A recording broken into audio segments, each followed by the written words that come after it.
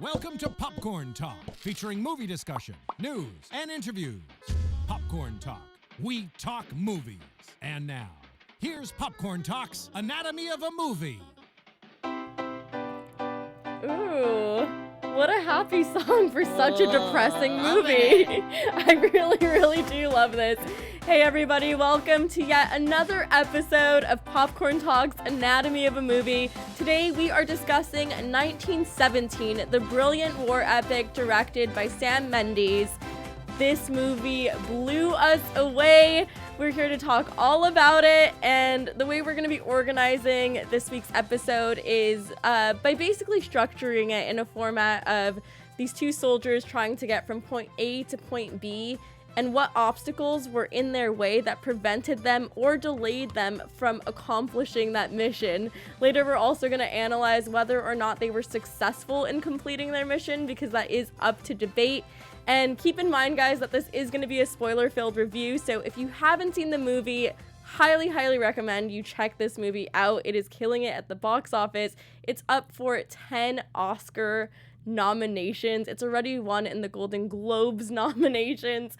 So you guys have to check this out. With that being said, I'm your host, Mina, and to my left, I am accompanied by Tara Erickson. Hi, guys. Who really does understand the ins and outs of filmmaking, because you are in front of the camera as an actor. You also bring comic relief because you do have that comedy perspective, and you understand the writing process as well. So I'm very eager to see what you have to say about this film. Yeah, I'm excited to talk about it. What were your initial thoughts of 1917? Okay, well, I didn't do any research before I saw this film, so I was watching it and just being like, they haven't cut yet. Like, is this going to be that type of movie? Because I didn't know who directed it, who was the DP. Like, I didn't look at it at all. And I wasn't distracted by it, but like my jaw was just like, oh my God, like how did they do this? Like, how is this possible with all of these people and moving the camera like 360 degrees, and then they keep going? Just a phenomenal piece of art, first of all, but you obviously have to have phenomenal actors to carry that through, because there's no cuts. And so I believed their performance from the beginning to the end, and that's with them just like going through it like it's a play, except you get to be up close and personal, which in a theater you don't get that. And I think that's what makes this film super special. I want to echo every sentiment you just said, because I completely agree with that.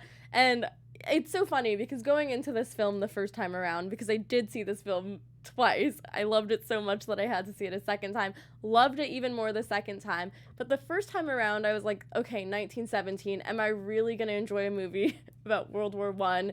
I mean, yeah, we haven't had a ton of movies about World War I. Obviously, we've had a ton about World War II and the Vietnam War and the Iraq War more recently, but we haven't had a lot about World War I. And World War I is arguably one of the most grueling wars because of trench warfare, and because of the lack of technology that they had in World War II, and then obviously now in the modern day, that made it much easier to communicate with each other. Obviously, this was considered the war to end all wars. Mm-hmm. Going into this, I was like, I don't want a history lesson. This is going to be, I don't know if this is going to be boring. It's going to be the kind of movie that's going to win a bunch of awards, because it's just beautiful to look at. It really is a masterpiece. And then I kept thinking, oh, the one-take shot, like the look of that, I wonder what that's going to be like. And I was wondering if it was going to be gimmicky or not. And when I first started watching it, I'll admit that it did feel like I was watching a video game in the beginning, and it was a little distracting because I kept thinking about the one-take shot, and I kept thinking, how are they doing this? Are they really going to do this for the entire movie? There's no way that they can keep this up the entire movie. But then there came a certain point in the story where I just immersed myself in the story, and I completely even forgot about the one-take shot. Mm-hmm. And then when it was all over, I was like, how did they do that one-take shot? I know they had about 40 cuts in between, but that was something that really is a huge feat technically, and it stood out to me the most when I watched this movie. So overall, I would say I love this movie because of the technical aspect of it, the cinematography. The story is very simple in my opinion, but it still works because everything else that comes together, the music, the editing, everything else is so fantastic that I don't feel like you have to have a crazy story in order to make this work. And I do want to preface this by saying that the story is based off of stories that Sam Mendes' grandfather told him. So obviously there's going to be some exaggeration. It's not just one story, it's a bunch of random stories pieced together. So we don't know if this happened, but we do know that World War I was pretty intense. Mm-hmm. Yeah, totally. I mean, I think it's really interesting when we look at how it starts out with like horses and carriages, and then later on you start to see like tanks that are thrown over, meaning they were just starting to advance into more advanced weaponry, but it came towards the end. So it's like World War I was the war that sort of changed how war was going to work, which is so weird. Yeah, I think like in what you said in regards to just you're so immersed in following the two character stories. Like after the first 10 minutes, you're just like, oh, the film is really great and looking at it, but you're like, I hope these boys make it. And that's really what you want in a movie, is to be engaged and like enthralled and like care about them. Yeah. And I did. So that's a plus. I did too, and I feel like normally I feel so desensitized and removed from stories like this. Mm-hmm. And I think what was great is that they didn't use actors that were super recognizable, and they did that intentionally. I mean, obviously you have very recognizable figures that are playing smaller roles, like Colin Firth in the beginning, and then obviously Benedict Cumberbatch in the end as Colonel Mackenzie. But I do want to quickly read off what the plot says on IMDb, just so that you guys know, just to refresh your memory. So the story's plot centers around World War I, and it says, during World War I, two British soldiers, Lance Corporal Schofield and Lance Corporal Blake, receive seemingly impossible orders. In a race against time, they must cross over into enemy territory to deliver a message that could potentially save 1,600 of their fellow comrades, including Blake's own brother. So the stakes are high. Mm-hmm. You know, his brother's on the other side, but there's also 1,600 lives at stake. There's already so much death and destruction going on. Like you said, you see the dead horses, you see dead dogs later on, you see giant rats, you see all sorts of filth, squalor, destruction, rubble, just to illustrate the despair of the situation. How, you know, like even at the very end, this is going to be a war that's fought until the last man is standing.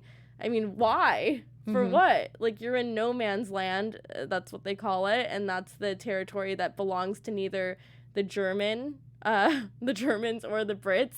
And they're, killing each other for more land, for more territory? It just doesn't make sense.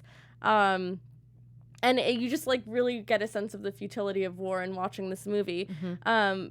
But what did you think about the storyline of this being, like, okay, these two soldiers have to get from point A to point B to deliver a message under these grueling circumstances, and obviously there are obstacles along the way that are going to hinder their progress. Did you think it was a captivating storyline? I did, only because you're scared for these two boys that are off on their own with like no backup, and initially you can even see it in their faces of like, okay, because like they're commanded to do this and go off on their own, which is scary, and they don't know if they're actually at the ready and there. You know, they told them like, oh, they've cleared off, they've went away, but you're like, I don't know, the enemy could be right there and I die instantly. You could read it in their faces, which I thought was really interesting, that they were actually scared. And to see them move through from being scared to being like, maybe we'll actually make it, is there's a really big rush that I got when they were able to set off the flare, where I was like, oh, then they're gonna know that they've crossed the line, you know, which I don't know. There's a lot of moments in this where you're just like, yeah, silently inside of just like, I'm glad that they're making it, but you have an anxiety as well. It's a combo of love for how far they've gotten, but anxiety from the situation because it's shot so up close and personal. Right. It really pulls you into like what's going on. You really feel like you are going over a bridge and you have to jump over to make it while being shot at. And you breathe like war when you're watching this movie. It's really intense. It really is. I really, for a big part of it, it felt like I was watching Call of Duty and like following along, but like a really intense, elaborate Call of Duty with incredible performances. And Sam Mendes did make a comment about how he was inspired by, watching video games and seeing like how immersive they are and wanting to create that same immersive feel in a movie. And that's what I loved about it. So I do want to start out with setback number 1. That kind of delayed them in their mission to reach the end. And that was the planted grenade in the German bunker. What an intense scene where they're going. They notice that the German soldiers aren't there. They're trying to figure out where they went. They notice that they're not that long gone because they see some fire burning up in this bin. And then they go into the bunker and they see a giant rat. And they finally start piecing things together and realize that there's a grenade on the floor, and the rat activates the grenade. Everything explodes, rubble everywhere, the bunker is being destroyed. And I kept thinking, damn, these Germans are so brilliant. Like, they're masterminds. Yeah. They set a nice trap. What were you feeling in those moments watching that? I was so tense. I didn't think that they were going to make... I didn't think the guy that was underneath the rubble was going to make it. Right. Schofield was gone in my eyes. I was like, this is done. It's going to be Blake's mission now. It's so funny how the tables turned and reversed later on. Yeah, I think it really showed their commitment to each other and, like, their brotherhood in the fact that he was like, I have to save you. Like, wake up. You have to get up. Like, he had to physically, like, yell at him. I was like, he is close to punching him, which is exactly what you would do to like save your friend's life. And I do think that it showed that trust initially when he has to jump and he can't see what he's even doing. He can't even see where he's going. He's just like, trust me, you got to jump. I'm like, I don't know if I would be able to do that because it's so scary if you just think if you're like blind and you're like, I'm going to jump. Can I even jump that far? How far is this gap that we're talking about? And then when he gets over, you know that like from then on out, they're basically like brothers. They're not just, buddies like trying to fight a war together. They're brothers now. I love when he's like, I should have just shot that damn fat rat if I knew this was gonna happen. And when he like started putting water on his eyes to clear the dust, I was like, why couldn't they have done that earlier? Like, was that even an option earlier, or were they just so frantic that they forgot about that? Because I kept thinking, do something so you can see. If you don't see that, it's gonna be impossible to escape. I was so shocked they even escaped. And then they come to the next scene and you just see like all these shells of the different weapons like on the floor, and it's just crazy to look at. But the second setback with all of this was the German soldier in the crashing plane. That you really felt like you were drawn into that when the plane is coming right at you and you're like, what are they gonna do? Who's in there? Is it a German? Is it a Brit? And you realize it's a German and they're trying to save him. And I was a little confused. I was like, okay, so there is some humanity in this war. That's nice that they're trying to save him. I discussed this movie with my dad and he's like, no, like the German probably stabbed him because he didn't want to be a prisoner of war, because that could have been another alternative. I never interpreted it that way. I saw it as like these two soldiers having some humanity and empathy left in them where they just wanted to save a fellow human being. Divisions of country and allegiance aside. Yeah, I feel like, number one, when I saw the plane thing coming in, it reminded me of Waterworld, which if you guys haven't seen Waterworld at Universal Studios, like that's what happens. I felt when he crashed that the guy must be disoriented in a certain way, and he might just be scared and not knowing, like, who is this, and what should I do? And I probably would just like fight back too. I'd probably be like, get away from me, everyone, in a state of like shock and fear, and you're in the middle of war. And I mean, he doesn't see them with the same type of uniform on, so of course he would kill him. I don't know that he even registered that. It's not Schofield. I forget the other guy's name. Blake, thank you. That Blake was even saying, get him water. Like, let's help him out. I think that, gosh, I can't imagine how quickly time would go by if you were in that circumstance. But yeah, I mean that or prisoner of war, or he's just like, I don't know, die so that I don't die. But Yeah. you know, so That's so interesting. I never even saw it that way. For some reason, I kept seeing it as he knows that they're trying to help him, but he's like, his allegiance to his country, Germany, is so strong that he's like, no, I don't care if he's trying to help me. I'm going to stab him anyway because these were the instructions I was given for my country. I totally interpreted it in that way, but I love your interpretation because I was like, I completely forgot about, like, you know, the shell-shocked aspect of it and the disorientation and the fear. Like, obviously that had to have been going through his mind too, so I don't know why, like, I immediately thought, oh, like, why help someone who's going to stab you in the front? Right, yeah. I know. But he did talk, so he was well aware. I don't know what he was saying. He was mumbling words. Hugenhagen, Aftenschatten. No, I'm just kidding. Yeah, like, just I kidding. have no idea. But yeah, I mean, it could be a combo of both. But that's a little bit where my brain went initially. Yeah, totally. The scene where, you know, you don't fully see the stabbing because of the way the camera is angled, which I thought was brilliant. That you just kind of like see it after it happens while it's coming out. The split second that Schofield turns to get water is when this all happens, which just tells you that a second makes such a huge impact in war. Like, that's the fragility of life, is 1 second is everything. And that was such a painful scene to watch, just knowing that in a second, everything could have been different. If he didn't get the water, everything could have been different. If they didn't stop when the plane was there, like, any, like, second could have made a difference between life and death. And I think that moment where the color is leaving Blake's face was so powerful. I was like, how is he turning white? How are they doing this in a single shot? Like, I kept trying to think about, like, the movie magic behind it. But it was such a deep emotional impact when Blake says, am I dying? And Schofield looks at him and just says, yes. And I just started bawling in that moment. I couldn't control my emotions at that point. I was like, this is so powerful. I can't handle this right now. I don't even want to look. And everyone in the theater was just so tense and quiet, and I felt it. And everyone's like, this is tough. Yeah. What were you thinking? It's almost as though he has to remove his, like, love for humans, Blake.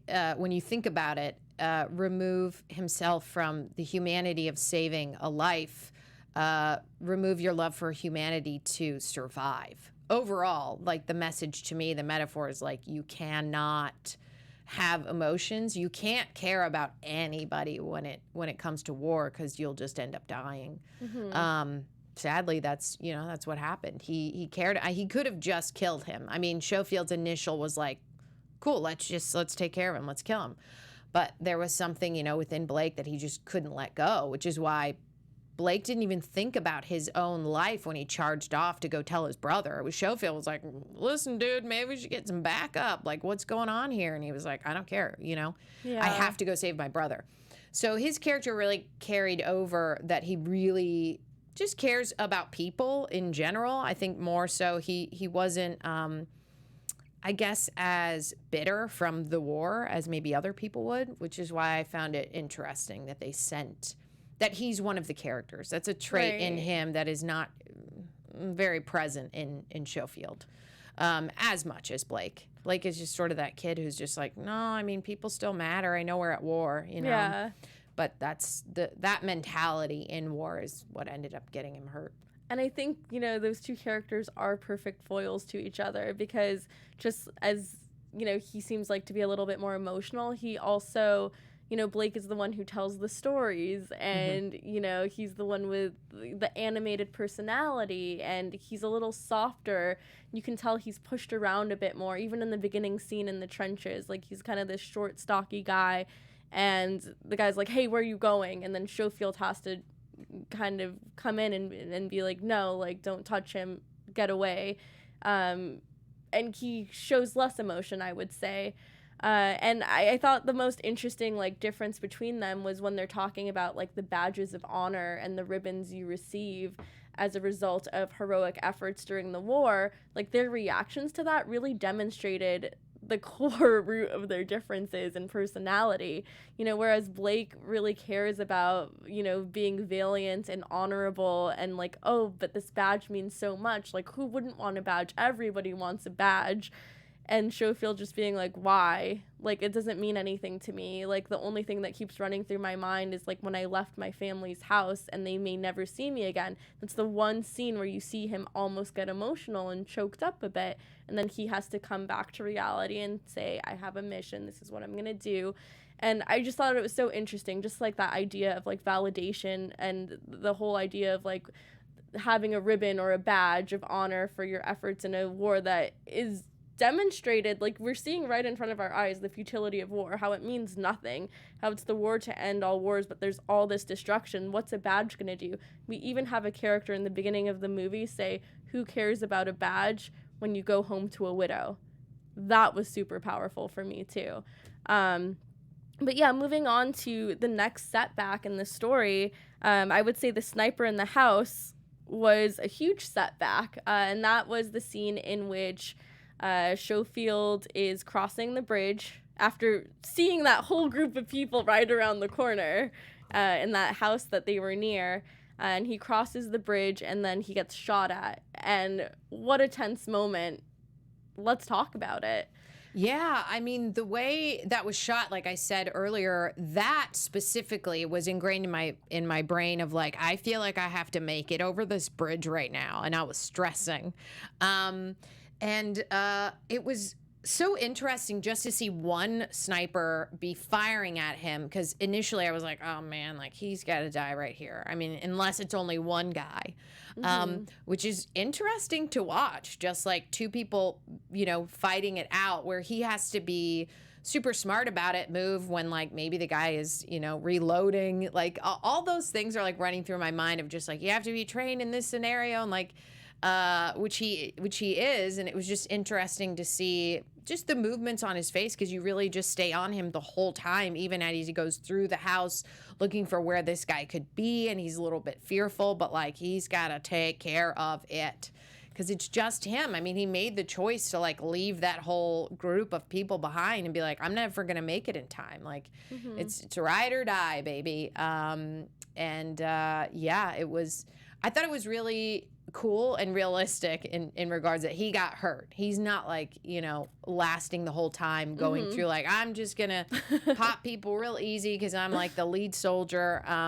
He got hurt pretty badly. You know, he was knocked out and then, you know, regained consciousness, which I was like, oh, that's like another cut, because I think it went to black and then back up, but you still don't realize it. It still feels like one take. But I found that really interesting, because you're just like, wait, what are you going to do now? Like, what? You've lost time. And there's a ticking clock, like that you're thinking about the entire time watching this. Is he going to make it in time by dawn? And you know, it's funny that you said, is he just gonna like go through every obstacle seamlessly, and like how is he getting through this far? And I just kept thinking like, yeah, this is the same director who directed Skyfall, one of the James Bond films. And, like in those movies, obviously like James Bond is like indestructible, and there's like 20 guys and he's just like killing all of them and doing all these stunts. And it's very unrealistic, superhero-esque. And I feel like with this, I kept thinking, okay, so this is not realistic. Like, there's got to be a point in which he just can't anymore, or like his leg gets blown off or something happens. And so the scene in which everything cuts to black, because I guess when he fired at the sniper and the sniper fired back, I think he got a concussion or something because he got hit in the head and the back. I don't know how that happened. There's blood coming out from here when he's getting shot from the front. I didn't understand the logistics of that, but yeah, he was knocked out, and when he wakes up, it's dark.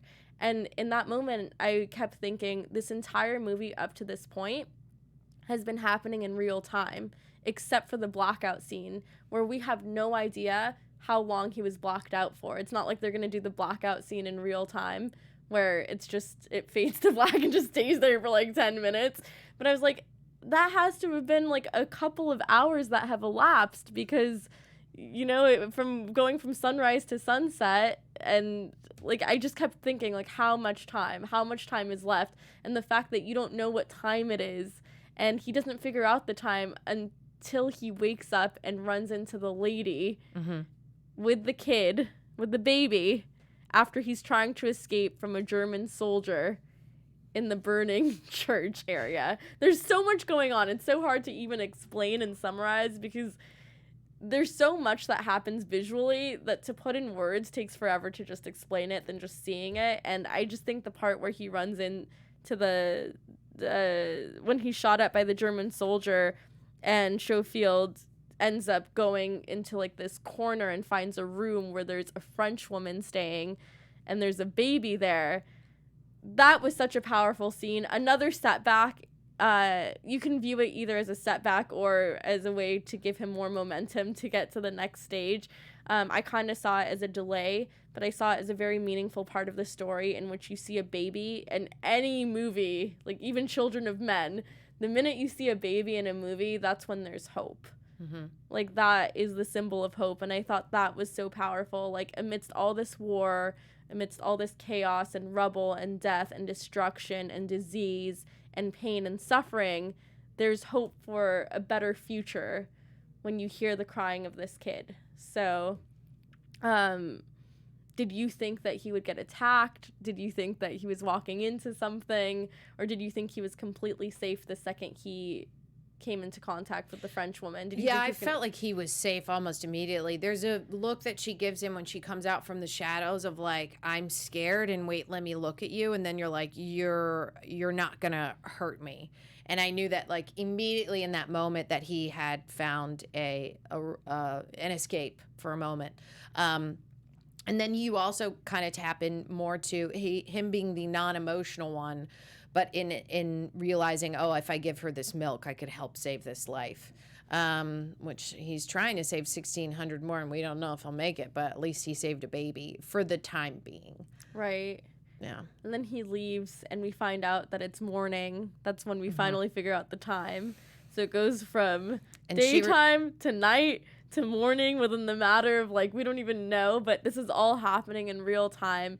And just the epic scene where he's being chased away and he jumps into the river, and now we're nearing the end. And that scene, another setback, right? Another obstacle to get where he needs to be is when he's in the river, and the river is like just washing him down. And I'm like, wow, this is washing away all of the like dirt, the destruction, the pain.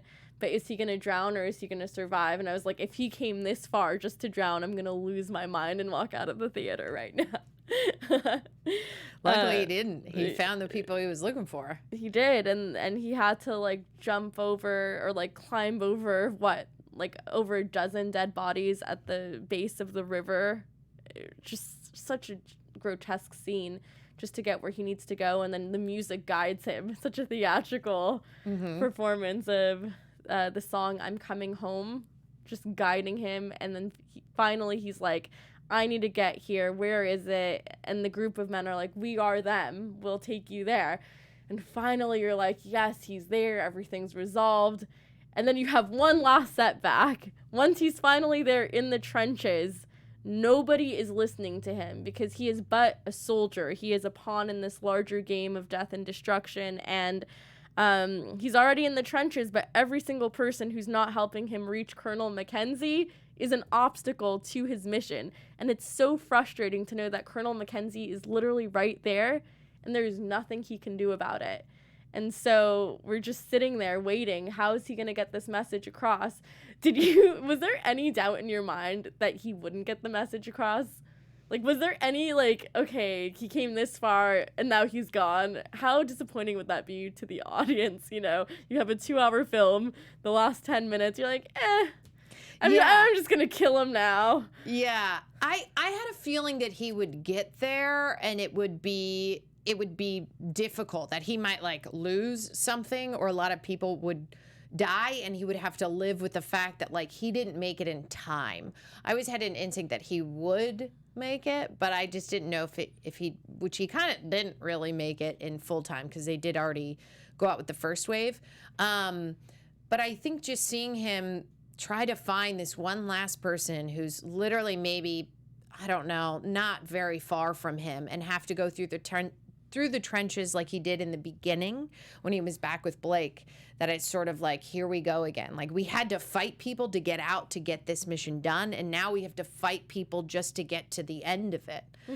He's just constantly, fighting people to get out of his way, because everyone's like, we don't know. You're just a single dude here. Like, we don't know what your mission is. Nobody does. They're just like, who is this guy going wacko in the trenches asking for Mackenzie? Like, I don't know, he's over there. Like, we're about to go to war here. Like, what are you doing? So I could understand how I would blow him off too. Be like, I don't know, this guy's nuts. He's go over there. Like, we're about to go into battle, dude. Right. And he almost did get blown off. Yeah. Literally blown off too, not just figuratively. He climbs up the trenches, goes where the battle is, and everyone's like, are you crazy? What are you doing? Then he goes, and he is running in opposition. He's running this way. The soldiers are running this way. They're literally colliding at some points. This wasn't planned, by the way. This was not planned. This was completely improvised for him to fall over when someone, ran into him. But this was such an insane, powerful scene. This is why I love cinema. Just like this dramatic finale. And you're just like, he's going to make it. He's going to push through. Run, Forrest, run. Do this. Yeah. And then he finally gets to the other side. And you're like, finally, he's here. Colonel Mackenzie is here. He's going to get the message. And still at the base of the door, at the entrance of the front door, they're like, get out of here, kid. And they're like moving him. And he's like, no, I need to get this message across. Finally gets in, needs to talk to Colonel Mackenzie. And Colonel Mackenzie still ignores him. At this point, I'm done. I'm like, are you joking? This is too much. Just give us the satisfaction of delivering the message. And then finally, he says, here's the letter, read the letter. The Germans are planning an attack. And finally, once he has that evidence of having a letter from someone who is higher up than Colonel Mackenzie finally pays attention. And that just goes to show the chain of command in the military and how nobody questions orders and you only listen to those above you, which is so frustrating. But it's the one way of keeping order in an otherwise chaotic, landscape. So you're finally like, okay, all of that just for this moment. And for him to not even really be congratulated except by one of the guys who's like, good job, kid. And then and then Colonel Mackenzie, played by Benedict Cumberbatch, is like, okay, F off. What? Yeah. What? Tara, help me out here. Yeah. What is going on? I think it's more like, well, I got work to do now, buddy. You just gave me this letter that changes my whole entire battle plan that I've probably been planning for the last week. And now you charge in with some letter and orders that what am I gonna do now? Because there's probably half of his people are dead. How do you stop it in the middle of an attack, which you can send them down the line and say hold back or whatever, and hopefully only lose half of your people. But it's sort of great, I don't have time to congratulate you. You got to get out of my way. And now I have to find a way to stop all of us from dying because we thought we were in the right. They thought they had the right knowledge to go and attack and go to battle. Right. So yeah, it's kind of scary, but I understand why he was just cool, great, you can go away now. You did your job. I don't know what else they could have really done for him because they're in the middle of war, and it's just the one guy though was very kind to him, who said go get some food, or I'll show you where the food's at or something, and we'll get you to medical and get you some food, because that's all we can do right now. We're fighting, so let's just take care of the kid who made it as best they can. Right. And would you say it was a successful mission? Because this is the thing that I thought was a no-brainer until I had a discussion with my dad about it, who really understands the ins and outs of military strategy. And he's like, no, it wasn't a successful mission. And I went back and forth for an hour last night saying it was a successful mission. He got there. There were unforeseen circumstances that prevented him from getting there right in time. But he did prevent, the second wave from getting killed. But I kept wondering, okay, there's 1,600 men. There's the first wave and the second wave. Assuming that it's divided equally, there's 800 in the first wave, 800 in the second wave. Assuming that it's equal. But not all 800 of the first wave went out. You see, some of them going out, the rest are in trenches. So you don't know how many have actually gone out. And I wonder if he was even if they were even able to prevent the first wave from getting killed, from getting annihilated, or if they were able to prevent half of the first wave. And it's really unclear what happened. So my question to you was the mission successful? Yeah, because if you can save one life, then you've at least sort of done your job in regards to his brotherhood with Blake, because I think really Blake would have been like, it doesn't matter. I mean, just like he saved one person who was his enemy, and now Schofield did his job in regards to probably at least saving hundreds of lives. Not all 1,600. We get that, but you got there in time to save the second wave from not going out. Still people died, but that's sort of the price of war, of like, there's no cell phones, unfortunately, and like rough living over here, and people are going to die, but at least a big bulk of them are not going to, specifically because of Schofield surviving and getting that letter into the right hands with everything that came before. It was worth it for him to survive. I think when he goes to sit down at the tree afterwards, you can see the exhaustion in him and sort of finding hope that maybe he didn't make it totally in time, but I think he feels proud at least making it that far. And that was a nice moment for me to see, that I think he realized like, oh, okay, I did it. And then had a moment to sort of register all the stuff he just went through in the last, 16, 18 hours. Because it's a lot. Yeah. So much. I don't even know. That was like 2 hours. A little more than 2 hours, depending on how long he was knocked out for. But 2 hours of actual real-time walking action. Like, if that's just 2 hours, and that's 2 hours of an entire day, what are you doing, like, the rest of the 4 years? Like, the war started in 1914, ended in 1918. This movie takes place in April of 1917. There's still another year left of war.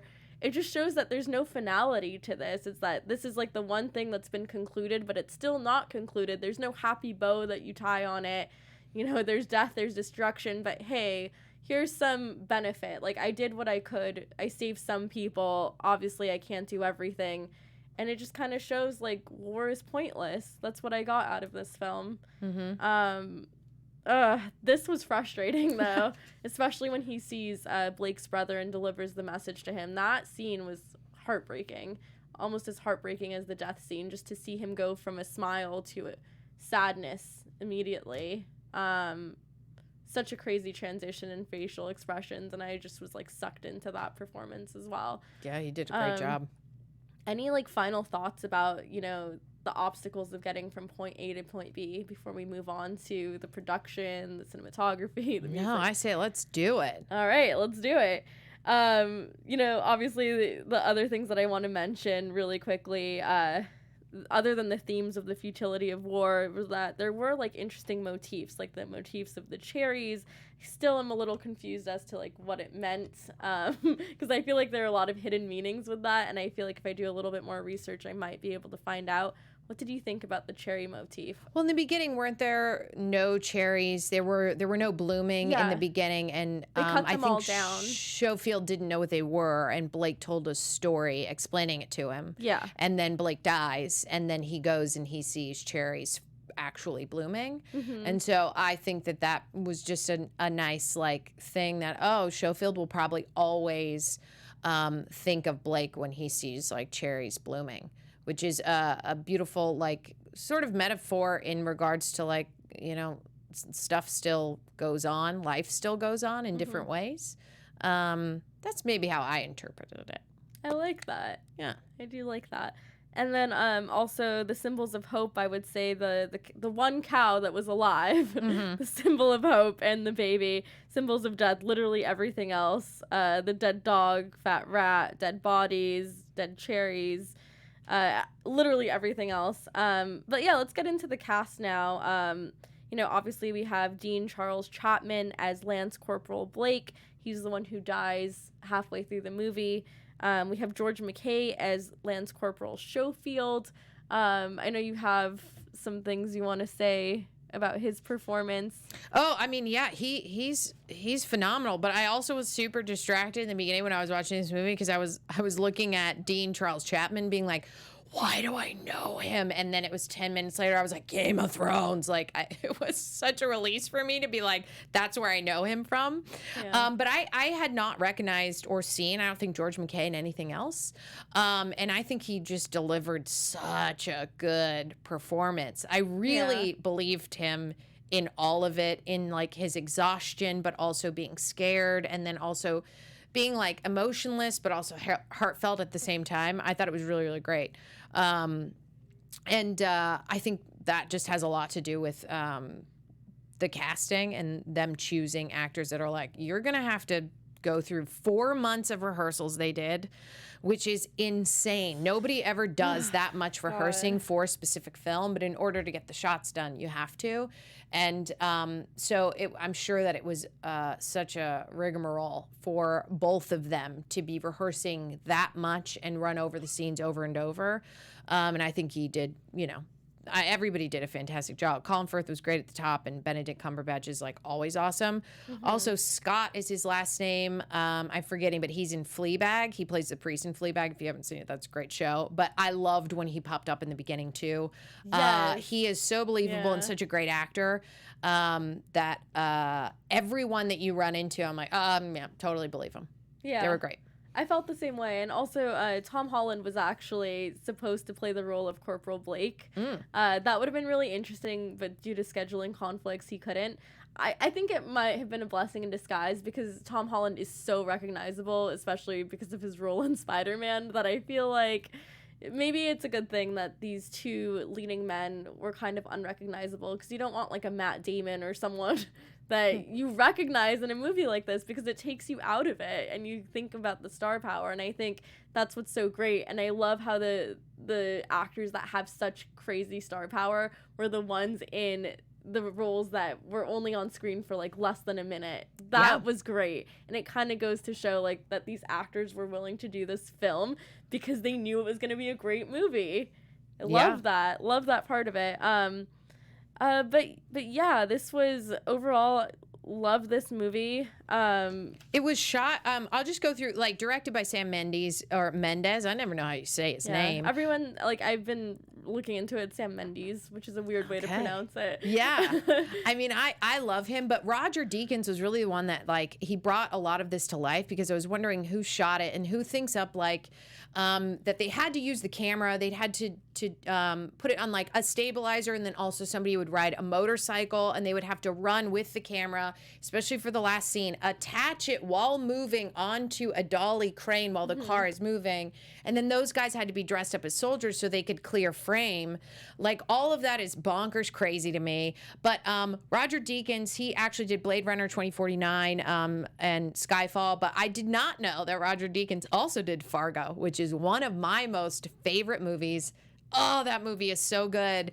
And now I'm like, oh, that's probably a huge reason why that movie was so fantastic. Because when you get a good DP who knows how to like tell a story visually, and you have a great director with just who chooses actors they can just trust and let them go, there's like nothing that can stop you from making like a great film. All of his stuff is great. No Country for Old Men. You don't look at his IMDb and go like, I didn't like it. You look at their and Sam's too, their IMDb, and you're like, yeah, they know what they're doing. Yeah. It's a craft, and they've got it down. They even have a weather app that they use to make sure that when they're filming that there will be cloudy skies.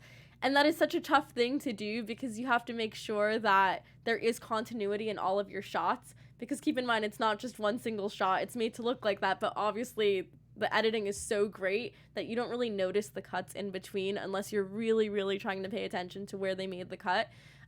So for them to be at the mercy of weather conditions just to shoot this kind of takes you back to Steven Spielberg when he was making Jaws, and he would say, oh, we can't shoot on this day because there's no blue skies, and we need blue skies for this scene or else there won't be continuity. That is such a hard feat when you're paying actors and you're paying the director and you're paying all these people below the line, above the line to make a movie come to life, and then you have to totally scrap one of the days and reschedule because of, the unforeseen weather conditions. Right. So that was huge. Like, that wasn't done through, like, you know, editing or coloration. That's just like looking at the cloudy skies, and like, you need that. Yeah, they'd have to shut down production, but also they made, which I did not know. So the scene that takes place with like the town on fire, they have to recreate, you know, flares going into the sky, and that's what leads to those beautiful shadows. Yeah. They actually made mini models of every set and then used a little light to go over that town in a way that a flare. So they had to time out a flare, time out the mini light on the mini model, and how quick it would go and how long it would last to see where the shadows would move to time up the shots, which I'm just like, that's how they did it. Because if you watch that scene, you're like, when it opens up and you just start to see the light moving and the shadows moving, you're like, is this real? And then you're like, oh, it's real. Like, that's actual. Just the lighting, it's so beautiful. If you don't even want to watch this film, just look that scene up, because it is a phenomenal piece of cinematography, and the amount of work they had to do and prep just to get that shot exactly right, to continue to follow the actor so he lands in a spot where the shadows are like not moving or just about to send off a flare. The timing and all of that to make that full long shot happen, I cannot. I'm not even kidding. I will literally watch this movie on mute because it's so visually stunning. But even if I didn't watch it on mute and I watched it blindfolded where I could just hear it, the soundtrack, the score, incredible. It really helps move the plot forward. Like, you have not just the men singing in the forest, but the actual score of the film, of just like the suspenseful music, and, you know, obviously the score, Thomas Newman, so great. Yeah, Thomas Newman. This movie is nominated for Best Original Score. It's unreal how many nominations this has. So I'm gonna read off the Oscar nominations for you. This movie is being nominated for Best Picture, Best Director, Best Cinematography, Best Original Music Score by Thomas Newman, Best Original Screenplay, Best Visual Effects, Best Production Design, Best Sound Mixing, Best Sound Editing, Best Makeup and Hairstyling. Yeah. Holy They cow. deserve a lot of those. It's insane. And it's like, I'm not surprised, but it also won Best Director, Best Editor, and Best Cinematography for the Critics' Choice Movie Award. It got the Satellite Award for Best Cinematography, the Best Theatrical Motion Picture Award from the Producers Guild of America. And then obviously most recently, you know, we had the Golden Globes, huge deal in Hollywood. And for that, it won Best Motion Picture Drama as well as Best Director. So I'm not going to be surprised if 1917 kind of sweeps the Oscars this year. I wouldn't be surprised either. Especially in the visual department. Insanity. Yeah, and the box office, I just want to cover that real quick. So this was a $90 million budget, and they've already made $149 million worldwide. So domestically, they've made 86, so they haven't cleared it domestically. But worldwide, 149, meaning you made your budget, baby. Yeah. When you make double, which they'll make double, especially after they win all the Oscars. To make that money up that rapidly is insane, and they totally deserve it. When you go into like quite a feat of it's 90 million, and we have to shut down production on days when it's sunny, meaning the whole day. We have 4 months of rehearsals with extras and actors and the camera. We got to build mini models, and there's like visual effect. I mean, all of that is just such a huge feat in filmmaking. Like, it's just a true work of art. And I think it's great that they're going to make all their money back, because they totally deserve it. They really do deserve it. I mean, the thing that I found most interesting, and we are going to start to wrap very soon, is that on the tomato meter, on Rotten Tomatoes, it got the same rating from the audience and from the critics, and that's pretty rare. Usually you have one loving it more than the other, but in this case, 89% from both critics and audiences alike. It's very surprising to have a movie that's kind of like an Oscar contender that audiences can enjoy as well, especially when it's a war epic, especially something like 1917, where we're so far removed from World War I. There's no living soldier from World War I that can tell the story right now. It's insane that we can all like go to this movie and for the most part be like, wow, even if you didn't like the story, there's something to like for everyone. There's the score, there's the production design, cinematography, and I would argue that even for the editing, most of this editing in this film happens in pre-production, not in post-production. You're literally editing the pieces together before the movie even happens, which is such a crazy feat to be like, this is where we're going to go, and this is where the camera's going to be, and this is how we're going to do that. Because normally that's where you're making the cuts in post, but this is almost like flipped on the other end, where you're doing all of that before the movie is even in production. I think that's phenomenal. In terms of sequel and legacy, I don't think there's not a lot of World War I movies with that like this. I mean, there really aren't any World War I movies at all. So I think that it's great that we're getting this story told and we're revisiting this. Final thoughts, Tara, before we leave. This movie would not be what it is without the cinematography and doing what they did with the one shot. It's phenomenal. It's a work of art. Even if you're not engaged in the story, just look at like how it's made, and I guarantee you'll get wrapped up in it. And let's all go watch more Sam Mendes and Roger Deakins films, because I'm totally into it. I am on board with that. I saw this twice, loved it the second time even more. I think there's so many things to admire about this film, more than the storytelling, of course, the cinematography, the production, and just being on the edge of your seat in a movie where you're just in awe of what's happening. The performances really blew me away. Loved it. I know this is going to win a bunch of Oscars in February. So make sure to follow Tara Erickson on Instagram and Twitter. Where can they find you? You guys can find me on Instagram at Tara Erickson, on Twitter at the Tara Erickson. Also on YouTube, just search my name and IMDb, guys. And I'm your host, Mina Naideen. You can follow me on Instagram and Twitter at Mina Makes Magic. And tune in to us next week at noon. We're going to be covering another movie. Bye. From producers Maria Menounos, Kevin Undergaro, and the entire Popcorn Talk Network, we would like to thank you for tuning in. For questions or comments, be sure to visit popcorntalk.com. I'm Sir Richard Wentworth, and this has been a presentation of the Popcorn Talk Network.